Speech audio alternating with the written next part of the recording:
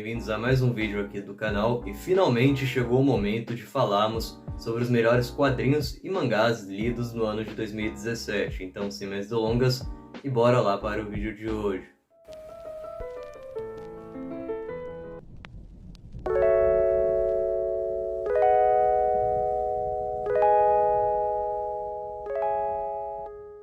Bem, para essa lista eu decidi separar 8 materiais, sendo eles 7 mangás e apenas um quadrinho. Esse ano, em relação a HQs, eu fui uma vergonha, então para esse ano de 2023 eu pretendo dar uma atenção maior nas HQs. Bem, começando já com o primeiro colocado, não poderia ser outro, eu estou falando de My Broken Mariko, mangá lançado pela editora JBC ainda no ano de 2022, um mangá one-shot, ou seja, de volume único, que foi originalmente publicado no Japão no ano de 2020. Essa é uma história que vai retratar o luto de Shino após ter perdido a sua amiga de infância, que se suicidou de forma bem trágica. Ou seja, ao invés de se focar na pessoa que cometeu o suicídio, a autora opta por mostrar a perspectiva de quem ficou. E a trama ela é dividida entre cenas do presente com flashbacks do passado, mostrando como Shino acompanhou a turbulenta infância de Mariko, que vivia sofrendo agressões e abusos do próprio pai.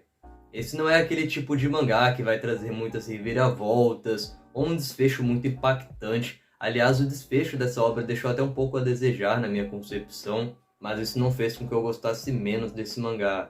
É uma história que me comoveu demais. No entanto, eu já deixo o aviso, não é um mangá para quem está passando por um momento difícil, pois ele aborda assuntos bem delicados, como suicídio, automutilação e depressão. Além da história principal, composta por 150 páginas, o mangá conta com um extra chamado Iska, que também é uma história que tem um ar bem melancólico e mantém mais ou menos esse mesmo estilo de My Broken Mariko. E para além disso, o traço da autora também é muito bonito. Ela tem um aspecto um pouco sujo em alguns momentos, que combina muito com a história, mas ela se sobressai ao desenhar as expressões dos personagens, que são muito bem feitas. Enfim, até hoje, em vários momentos eu me pego pensando ainda sobre esse mangá, e com certeza eu vou realizar a releitura deles mais vezes, porque realmente é uma história que fica com a gente.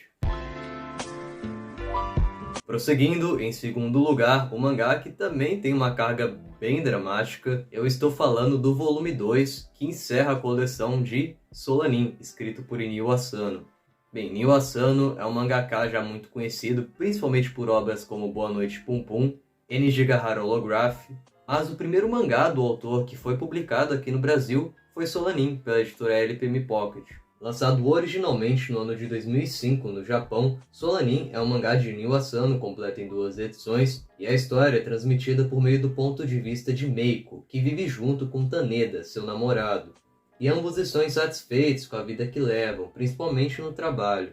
E assim como na maioria das obras do escritor, esse é um mangá que vai demonstrar o cotidiano e ao mesmo tempo vai retratar assuntos bem sérios. Confesso que nas primeiras páginas do volume 1 não consegui me conectar tanto com a história. Achei os personagens secundários mal desenvolvidos e não entendi aonde o autor queria chegar com esse mangá. Entretanto, a partir de um certo ponto, tudo começa a ficar mais claro e a obra se encerra de forma magnífica. Com um intervalo de aproximadamente 1 ano entre a leitura do volume 1 e volume 2, após ter lido a obra por completo, a considero uma das melhores leituras que já fiz. Nesse mangá, o Inio Asano ele trabalha diversas questões do cotidiano por meio dos seus personagens, que são repletos de camadas e características únicas. Porém, todos eles possuem algo em comum, que é a busca por um propósito. Recomendo essa obra principalmente para aquelas pessoas que estão no início aí da vida adulta, entre seus 20 e 21 anos, que é justamente a idade que os personagens dessa obra têm. Ele traz diversos questionamentos que as pessoas têm nessa faixa etária. A busca por um emprego, um propósito na vida, como a pessoa vai se estabelecer e tudo mais. É um mangá que, apesar de sim ser muito triste, traz uma mensagem muito bonita em seu final. Seguindo, em terceiro lugar, o primeiro mangá que eu li no ano de 2022, eu estou falando de O Homem que Passeia, do Jiro Taniguchi. Esse é um mangaka que nunca deixa de estar nessas listas de melhores do ano aqui do canal, pelo fato das suas obras serem muito boas, e de todo ano eu ler pelo menos um mangá dele. Esse é um mangá que contém um enredo bem simples, como de costume em grande parte das obras desse autor. Em certos dias na ida ou volta do trabalho, um homem faz diversas caminhadas sem um rumo específico para diversos locais da cidade em que mora, com o objetivo de simplesmente contemplar o mundo ao seu redor. A história principal é dividida em 18 capítulos bem curtos que são tanto quanto episódicos, com pequenas ligações entre alguns deles. Isso acontece justamente por ele não ter um enredo muito complexo. Em relação ao protagonista, nós leitores não sabemos quase nada sobre ele, nem mesmo o seu nome é revelado. Basicamente, o que ficamos sabendo de seu cotidiano são as suas caminhadas de ida e volta do trabalho. E também sabemos que ele tem uma esposa e um cachorro chamado Yuki. E isso faz com que quem está lendo a obra sinta que esse personagem pode ser qualquer pessoa, até mesmo o próprio leitor. Boa parte de nós tem um cotidiano muito corrido, agitado, e isso faz com que não prestemos atenção nos pequenos detalhes, ou seja, das coisas que acontecem ao nosso redor. E com essa obra, Jiro nos convida para um momento de reflexão e contemplação. Aliás, quero aproveitar esse momento para recomendar que vocês assistam o vídeo anterior, que também é de uma obra do Jiro Taniguchi, chamado Um Bairro Distante. Foi o mangá dele que eu escolhi para ler neste ano de 2023, então assistam lá o vídeo para vocês saberem o que eu achei desta obra. Mas enfim, O Homem que Passeia não podia deixar de configurar nessa lista de melhores do ano. Em quarto lugar dessa lista fica o último mangá que eu li no ano de 2022, que quase fica para a lista de 2023. Eu estou falando do Livro dos Insetos Humanos, do Osamu Tezuka. Publicado originalmente no Japão, nos anos 70, aqui no Brasil a obra foi publicada pela editora Darkside em um volume único, no ano de 2022, e se trata de um mangá seinen, ou seja, é uma das obras mais adultas do Osamu Tezuka, que foge mais daquele seu estilo infanto-juvenil que a gente encontra em Kimba, A Princesa e o Cavaleiro, ou até mesmo em Astro Boy. Essa é uma obra que se assemelha muito mais a mangás como Ayako. Aqui no início do mangá vamos acompanhar a Toshiko Tomura, que acabou de receber um dos prêmios mais importantes de literatura do Japão pelo seu livro intitulado de O Livro dos Insetos Humanos. Acontece que essa mulher atraente não é somente uma excelente escritora, mas ela também possui certos outros dons.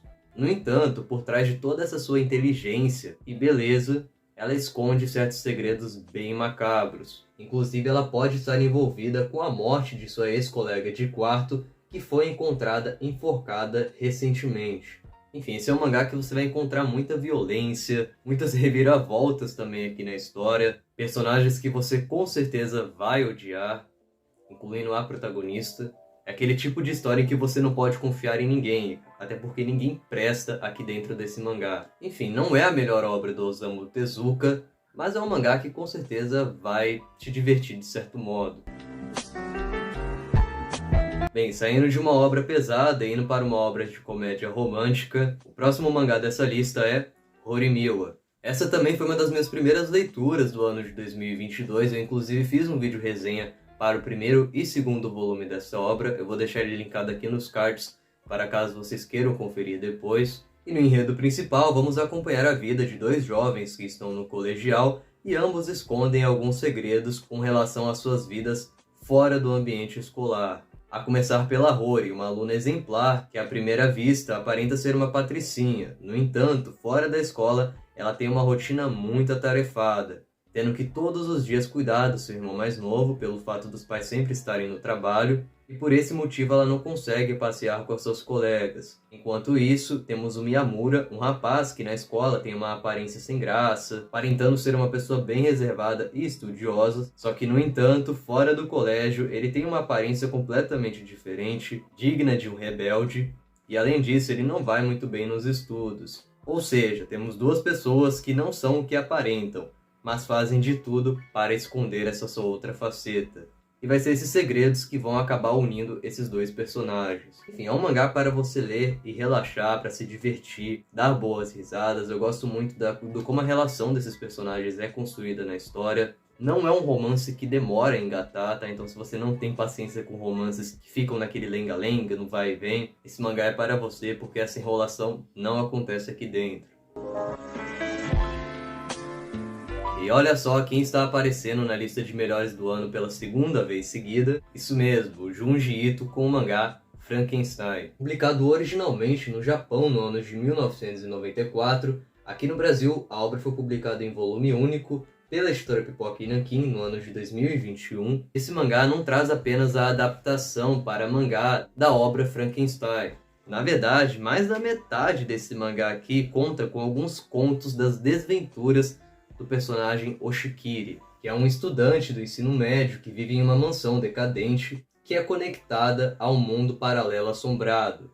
Dessa forma, ele vai acabar encontrando alguns doppelgangers, vai se envolver em alguns assassinatos, enfim, são contos bem interessantes, mas o grande ponto alto desse mangá, sem dúvidas, é a adaptação de Frankenstein. Confesso que eu nunca li o romance original escrito por Mary Shelley, mas o Jiro Taniguchi consegue trazer uma perspectiva bem única e interessante para essa história. E claro que ele se sobressai em seus traços, que conseguem trazer toda essa atmosfera densa e grotesca ao mesmo tempo para a criatura. E além disso, em seu final, o mangá conta com alguns outros contos, como esse daqui, O Funeral da Boneca do Inferno, que é um conto bem assustador. O Imobilizador Facial, que também é um conto bem interessante. E o mangá fecha com uma história bem engraçadinha do cotidiano, chamada de Nodon, a Chefona, que vai mostrar um pouquinho do cotidiano do próprio autor com a sua cachorrinha. Enfim, Junji Ito não podia deixar de figurar aqui dentro dessa lista de melhores do ano. Indo para o penúltimo colocado, agora sim, uma HQ. Eu estou falando da Graphic MSP do Mingau, que foi lançada recentemente na Comic Con de 2022 e conta com o título de Apego.